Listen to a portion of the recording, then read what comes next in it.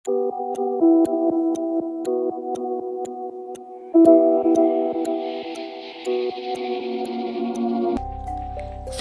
pancen ahli, dudu ahli hukum, apa ahli ekonomi, apa ahli bangunan, nanging ahli kunci. Cethane tukang kunci ngono lah, penggaweane gawe duplikat kunci lawang, kunci pintu, kunci mobil, kunci kontak, pit motor, lan sapanunggalane. Mula penghasilane yen katanding karo ahli-ahli sing disebut dhisik mau, prasasat bumi karo langit, utawa lintang ing awang-awang karo banyu got. Arep nyebut peceren ora mentolo. Cekake tumrap, miskan yo asile mung si ahli kunci kuwi cukup kanggo mangan lan nyukupi kabutuhan saben dinane. Miskan wis trima muji syukur mring Gusti kang akarya jagat. Saben esuk kanthi gumbiraning ati mangkat buka lapak ing pinggir dalan ketingan. Masang papan kanthi tulisan gede-gede ahli kunci. Sing ora trima malah las bojone. Omah-omah wis 5 taun patutan anak siji, durung duwe apa-apa malah omah wae isih ngontrak ing perumahan sajabane kutha. Kamangka wong loro padha sregepe. Lastri dadi pelayan rumah makan ing terminal Tirtona, dipapani mangan wong lungan, jajan lan para sopir bus antar kota, antar provinsi utawa Jakartanan. Sawijining dina, Lastri nate ngguyoni, "Mas, sampean rak ya sering dikon buka brankas kantor utawa duwike wong sugih mergo kuncine bermasalah ta?" "Iya, ngopo? Mbok sekali-sekali nyeler duwite segepok saka brankas ngono apa ra iso?" "Ya genah iso, nanging sadurunge duwit tak wenehne kowe, aku wis dirangket polisi." Lastri ngguyu, miskan uga ngguyu. Kang kaya mengkono wis dadi pasrawungan padinan. Ya guyon-guyon regejegan setitik-titik ngenani apa ta apa kono sing genah ya bab oleh jerang ekonomi sing pancen compreng, bengine dibajutake padu. Tegese sikil papat didu. Kuwi ya yen wis bengi, yen si anak gangsar wis turu. Mula bareng sawijining dina Lastri kandha terus terang, taran njaluk pegat. Kupinge miskan kaya krungu bledek ing mangsa ketiga. Kuwi mung paribasan, satenan ora ana bledek geblasuk mangsa ketiga. "Kowe iki lindur apa kesambet talas? Coba balenana mau unimu." "Iya mas, aku sadar orang lindur, ora kesambet lan ya ora lagi ngimpi. Aku ngomong tenanan, aku njaluk pegat, mengko gangsar tak gawekne arep tak titipke simbok ning Wonogiri." "Lah kowe terus arep minggat menyang ngendi?" "Ya pokoke aku arep lunga." Minggat bener istilah kuwi buah menyang ngendi? Yen aku kandha menyang ngendi rak jenenge dudu minggat nanging parmitan, sumaure Lastri. Pancen ya konyol lan ora tinemu nalar. Ora udan ora angin ujug-ujug Lastri njaluk pegat. "Bener ujar Ki Dalang Sena Nugroho." Kriwikan dadi grojogan, geguyonan dadi tangisan, lan Lastri ora main-main, dheweke sing ngajakake gugatan cerai. Maune miskan mangkat emoh megat Lastri, ya jalaran isih tresna, sijine mesakne gangsar. Yen tak nganti dadi bocah kowar, nanging Lastri ora kurang akal. Dheweke gawe foto mesra ning hotel karo sawijining wong lanang sing brengose kaya Raden Gatotkaca. Foto kuwi diuncalake nyang HP-ne miskan. Ya mesti wae miskan ngemprong-ngemprong mangsa dikilani dandane jajabang mawinga-winga. "Oke, yen kowe njalukmu ngono tak ladeni, Nduk. Wong wadon ora mung kowe tok." Gremenge miskan karo getem-getem. Sawise sidang ing Pengadilan Agama kaping 7, pungkasane vonis hakim tumiba. Wong loro sah, sing siji dadi randha, sijine dadi duda. Ora gantolan suwe, Lastri rabi karo Raden Gatotkaca. Diboyong menyang Klaten, dudu Pringgondani, papane bojo sing anyar. Jebul si Mas Gatotkaca kuwi wis duwe bojo resmi, nanging mbok tuwa gelem agungane wadon ora dipegat. Miskan dhewe kepeksa urip ijen lan wis ora nerusake kontrake omah. Pilih golek kos-kosan sakamar ing pinggiran kutha campur wong akeh. Ana sing isih bujang, uga ana sing wis omah-omah. Wis meh setahun Miskan urip ijen, tetep nyrateni gaweane dadi ahli kunci. Saiki mangane langganan warung cedhak kono sarapan lan mangan awan. Dene yen bengi bisa jajan sak senenge. Ngolah-ngalih nari cocoke ilat. Miskan ngrasa kesepen, pancen nanging nasibe bali urip ceh tinampa kanthi leganing ati. Nganti ing sawijining dina ana wong wadon lemu mudhun saka mobil Innova Grace ing ngarep lapake Miskan. "Mas, kunci." Ngono wong wadon kuwi mbukai rembug. "Sampeyan iso gawene kunci duplikat kanggo buka pintu mobil?" "Lah pundi mobile?" "Ning omah, kuncine kontak isih mancep ning jero mobil, nanging pitune kekunci saka jero." "Oh, mung kuwi sumaure Miskan, gawean enteng batine. Sing kaya ngono wis dadi pakaryan saben dinane."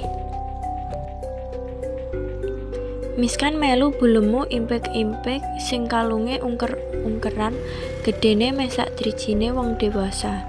Mesti wae Miskan nggawa pirantine jangkep. Lungguhe ngarep dikon jejer sopir. Dene bulemu pilih lungguh jok tengah. Mung butuh wektu kurang saka 15 menit pintu mobil Honda Civic taun lawas nanging isih kencling sajake barang gedemen kuwi bisa dibuka. Nalika bubar nampani ongkose lan arep diterne bali nyang lapak, kedadak bulemu nyandet, "Sik leren wedangan sediluk Mas Kunci. Ora kesusu ta?" Sidane Miskan manut dijak lungguhan ning ruang tengah sing rodok menjero lan sepi, dudu ruang tamu. "Aku gumun karo keahlianmu buka pintu sing kekunci, Mas. Keahlian kaya ngono kuwi sekolahe ana ngendi?" pitakone bulemu.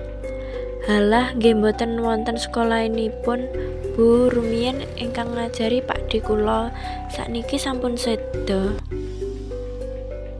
Bulemu gumun campur ngungun, sing dingunguni kok ana bocah gantenge kaya ngono mung dadi tukang kunci. Saumpama disandangi becik, rambute dicukur klimis, brengose dirapikke, ngono rak kalah karo Hrithik Roshan, aktor India. "Jenengmu sapa Mas Kunci?" "Miskan, Bu." Jangkepipun Sumiskan. "Wah iya, jeneng sing apik kaya sing duwe. Kapan-kapan yen ana wektu longgar dolan mrene," ujare bulemu katon sumringah. "Menapa kontakipun mobil badhe dipundamel kekunci saking lebet malih?" Miskan wiwit wani sembranan. Bulemu guyu kemekelen. "Wah ya ora aneh-aneh wae, sliramu jebul bakat rindagel ya." Sidane jagongan rodok lumayan suwe. Bulemu takon Ridhik bab pribadine Miskan. Bab uripe Miskan uga bloko yen wis ditinggal minggat bojone. Saiki urip ijen duda. Mulihe Miskan diwenehi dhuwit maneh sakliyane bayaran kunci mau. Bulemu katon blaba lomo lembaran atusan abang cacah 3 diulungake. Miskan nampik nanging bulemu ngotot dhuwite dislepake sae Miskan kanthi peksan. Apa liya dina Miskan dolan nggone bulemu tenan? Ora, kepara kualik. Bulemu sing mara ning lapak pawadane nduplikatke kunci motor. Liya dina ora perkara kunci nanging marani Miskan. Saperlu dijak mangan awan ing restoran, Miskan isin-isin nanging ya tiwas kebeneran lumayan nyuda jatah mangan ning warung. Yen saka srawunge Miskan dadi ngerti, jebule bulemu sing jenenge resmi suwarne kuwi juragan bathik ning Pasar Klewer. Duwe pabrik bathik ing daerah Pabelan. Mula sugih, mobile pribadi ana 4, truk duwe, pickup duwe sopir pribadi, emane ora duwe anak, ya tegese anak kandung. Yen anak pupen asli adopsi ana 1, lagi disekolahake ning Singapura.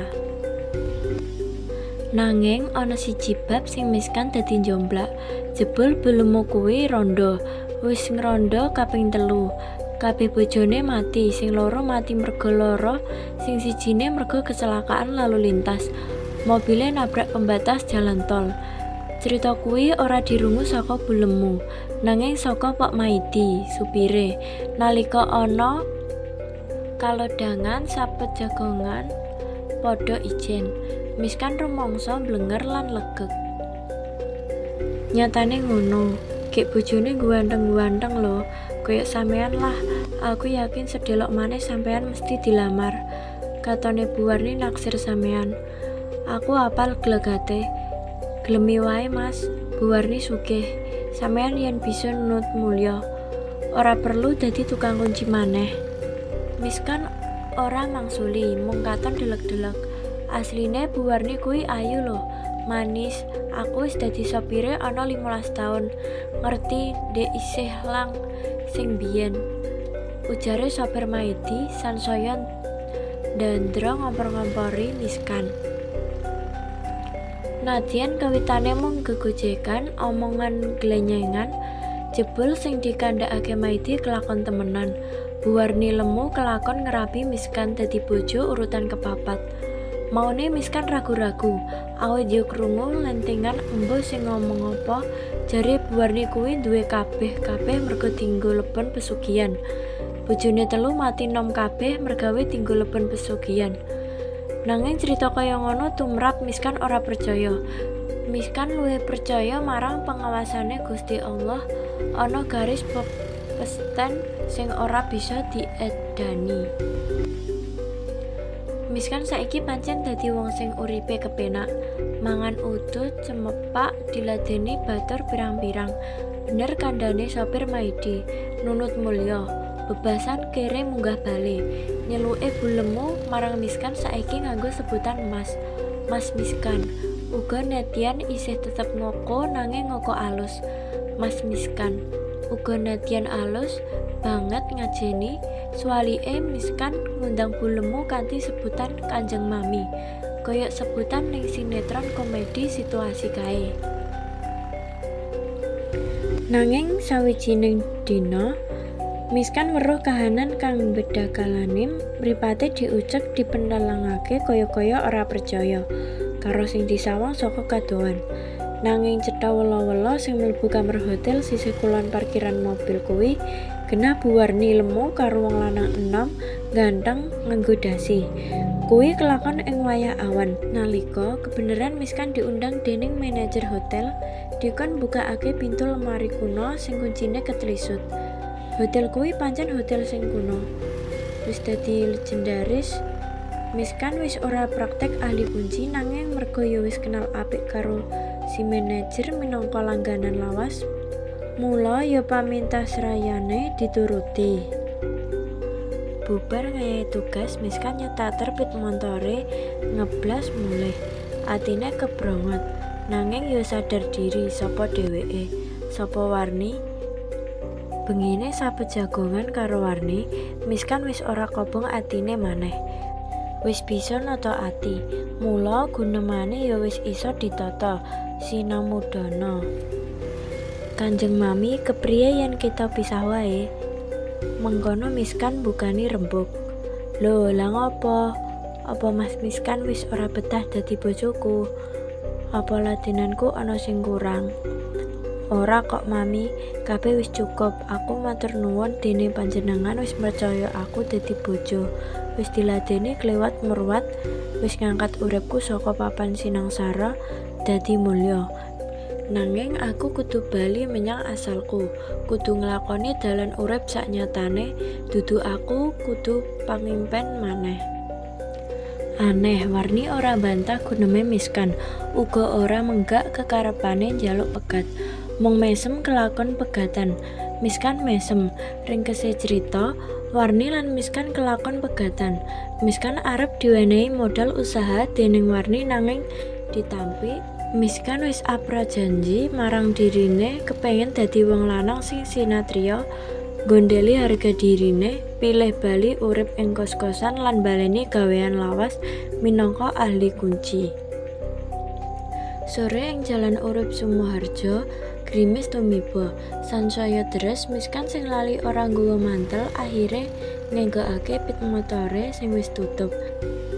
Mak jegage jebul wong wadon sing wis ngiyep ing kono. Miskan babar pisan ora pangkling, lagi bener Lastri ibune Gangsar. Kok ana ning kene? Pitakone Miskan basa-basi. Ya padha sampean ngiyup.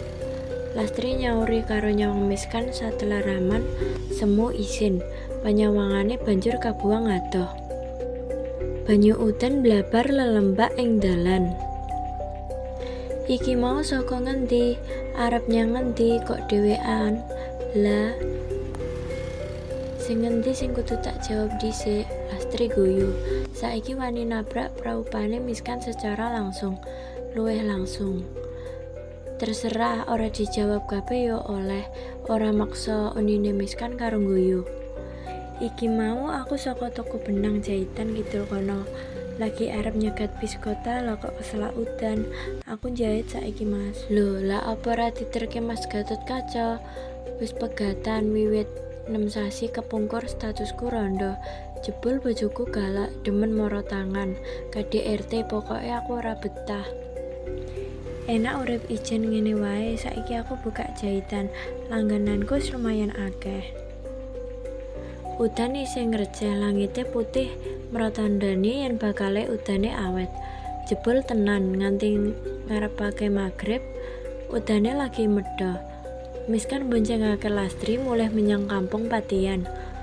Lastri ngontrak omah cilik nyempil kanggo buka jahitan mesisan kanggo papan turu. Ana kamare siji nadyan ciut, ana pawon sing mepet karo kamar mandi. Ndulalah lagi wae mblusuk nggo omah, udan tumiba maneh.